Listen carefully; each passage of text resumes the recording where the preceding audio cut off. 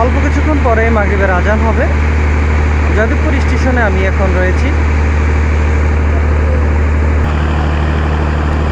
এখানে ইফতার রয়েছে।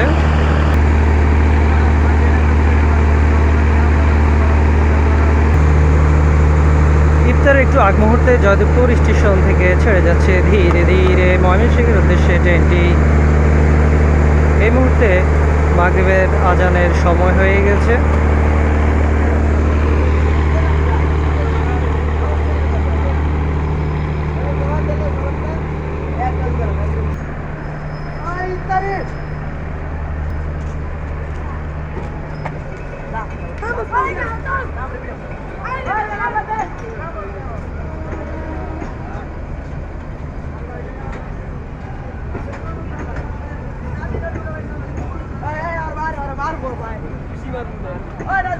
বুঝলাম না